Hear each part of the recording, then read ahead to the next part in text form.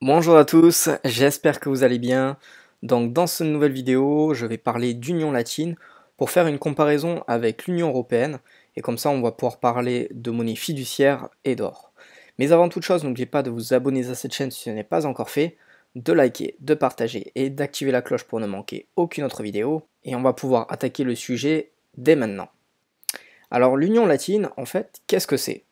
En fait, ça a été émergé par une seule et grande personne, ça a été par Napoléon Bonaparte.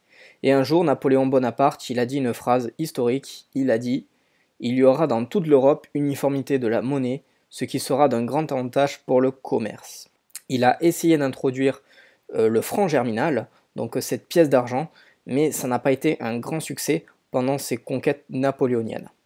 Et ce n'est qu'avec Napoléon III que le 23 décembre 1865, en fait, on décrète une union latine. Pourquoi union latine? Car ça a surtout été la France, l'Italie, la Suisse, il y a eu la Belgique, puis quelques années plus tard rejoint par la Grèce. De ce fait, ça a été une convention de bimétallisme, c'est-à-dire qu'on pouvait s'échanger dans ces pays-là des pièces d'or et des pièces d'argent ayant le même poids, le même gramme d'or et d'argent métal. De ce fait, en fait, on s'est retrouvé avec plusieurs pays qui ont rejoint cette union latine. Donc si vous voyez bien les petits pays bleus, ce sont les pays d'origine. Puis après, il y a une seconde vague qui ont été des pays comme l'Espagne, l'Empire russe, qui ont rejoint l'Union latine. Puis après, on a été rejoint par d'autres pays de d'autres continents, tels que des pays africains et même des pays d'Amérique du Sud. Sur cette carte, malheureusement, et j'en parlerai un tout petit peu plus tard dans cette vidéo, on a même été rejoint par les États-Unis d'Amérique avec une pièce d'or.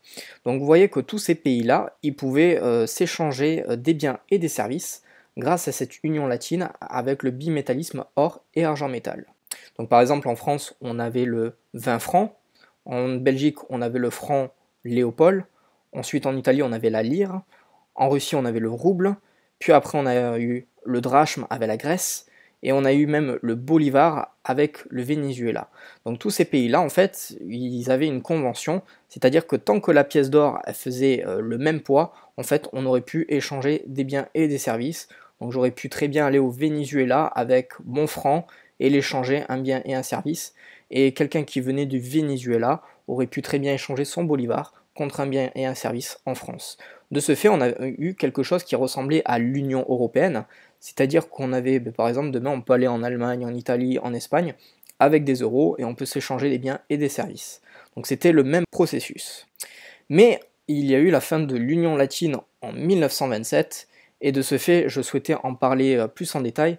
Pourquoi? Parce que ça va être très important de comprendre le dysfonctionnement qu'il y a eu entre l'or et l'argent métal. Pourquoi il y a eu la fin de cette union, alors que sur ce bimétallisme, tout aurait pu très bien fonctionner.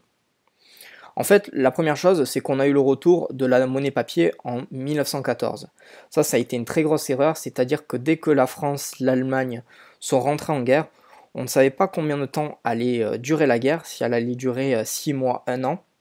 De ce fait, plutôt que de payer des soldats et des officiers qui allaient mourir sur le front avec des pièces d'or et des pièces d'argent, les gouvernements leur ont fait marcher la planche à billets, ils ont créé de la fausse monnaie, des bouts de papier, et de ce fait, en fait, on a volé l'épargne aux Français en disant par exemple, redonnez votre or dans les caisses de l'État et on vous paiera avec des bons. Donc pour tous ceux qui veulent en savoir un peu plus sur les monnaies papier, j'avais écrit un ouvrage, Crise économique, qui parle de toutes les monnaies papier qui sont retombées à zéro dans l'histoire. Donc si vous êtes intéressé par cet ouvrage, le lien est juste en dessous de la vidéo. Également, on a eu la révolution russe. Alors, la révolution russe a été un sacré impact dans l'Union latine pour deux choses. La première chose, ça a été la montée des bolcheviks, donc c'est-à-dire que la monnaie officielle, le rouble, donc le tsar Nicolas II, c'était fini, toute la monnaie or ne pouvait plus être utilisée. Et également, on a eu les emprunts russes. Alors pour ceux qui ne savent pas, en fait, c'était la Russie qui était très endettée dès les années 1870, dont la Russie a dû revendre même l'Alaska, parce que l'Alaska à l'origine c'est russe, ce n'est pas américain. Et lorsque les Russes ont revendu l'Alaska, ils étaient toujours endettés, et la France avait besoin d'un allié pour combattre l'Empire allemand. De ce fait, ils avaient trouvé un bon allié, la Russie, c'est-à-dire qu'ils empruntaient des obligations russes, ils prenaient ces obligations, du coup la Russie trouvait de l'argent de l'étranger, et en échange la Russie prévoyait de donner des armes, même des soldats, pour combattre l'Empire allemand si la France en avait besoin. Donc ça a été une très bonne initiative de la France, mais de ce fait, lorsque l'Empire russe, il y a eu le déclin de l'Empire russe, malheureusement les Français qui avaient souscrit des emprunts russes, ils n'ont jamais revu leur argent et ils avaient seulement un bout de papier dans les mains. Comme je dis toujours, avoir des bouts de papier, des obligations, des choses dont vous n'avez pas le contrôle, ne le mettez surtout pas dans votre patrimoine si vous voulez ne pas perdre gros dans votre portefeuille. Également, on a eu des pays qui voulaient être indépendants, c'est-à-dire qu'il y a eu des pays qui n'ont pas forcément voulu joindre l'Union latine. Alors j'ai mis les USA, on a eu également l'Angleterre. L'Angleterre, tout comme le Japon, ce sont des pays insulaires, ce sont des pays qui sont très différents de leurs autres pays de leur continent. De ce fait, on peut le voir avec l'Angleterre, dont ils ont quitté l'Union européenne, et dont à l'époque ils n'ont pas voulu faire partie également de l'Union latine. Et également on a eu l'Allemagne qui a voulu être très indépendante à cette époque-là. Et les États-Unis, je l'ai mis entre parenthèses parce que seulement pendant un an, ils avaient essayé de mettre en place une monnaie lors de l'Union latine qui s'appelait la Stella. Également, on a eu le démembrement de l'Empire austro-hongrois. On a eu des pays après la guerre qui ont été très endommagés à cause de la monnaie papier.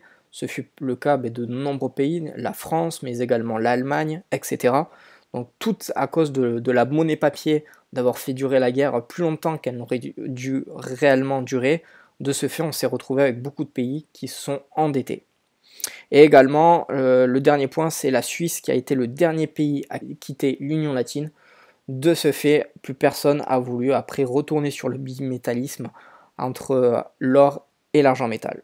Et donc ma question en fait, qui est toute simple, c'est quel est l'avenir pour l'Union européenne et pour l'euro?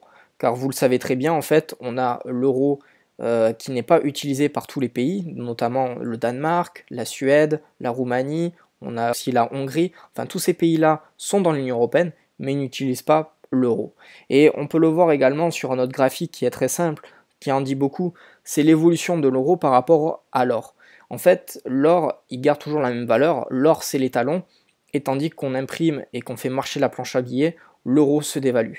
Donc moi, ma stratégie, ce serait plus de privilégier des pièces d'or de l'Union latine, donc ça peut être du franc, ça peut être également de la lyre, ça peut être de l'helvète, ou même en dehors, moi j'en détiens également, du souverain britannique, tout simplement parce que ce sont des pièces de 22 carats, ce sont des pièces qui ont quand même une bonne valeur, malgré que ce ne sont pas du 24 carats, et ça peut être très intéressant d'en avoir quelques-uns dans son portefeuille pour géodiversifier son patrimoine et pour ne pas perdre une partie de la valeur de son patrimoine. Donc si vous avez des questions, n'hésitez pas à le mettre en commentaire, je me ferai un plaisir d'y répondre. Et pour ceux qui veulent se former un peu plus, j'ai mis des ouvrages à votre disposition sur Amazon. Donc il y en a un qui est plus particulièrement, on va parler des monnaies papier. Donc que toutes les monnaies papier dans l'histoire, que ce soit le pengo hongrois, que ce soit le dinar yougoslave, que ce soit les assignats, etc. Toutes ces monnaies papier sont retombées à zéro. Le deuxième ouvrage va être plus sur l'investissement dans l'or, donc comment investir dans l'or de A à Z, comment acheter, comment vendre, comment stocker, etc. Et ensuite un troisième ouvrage qui est sur le jeu financier, comprendre comment utiliser la monnaie dette à son avantage. Donc le lien est juste en dessous de la vidéo. Moi je vous dis à très vite dans une prochaine vidéo, prenez soin de vous.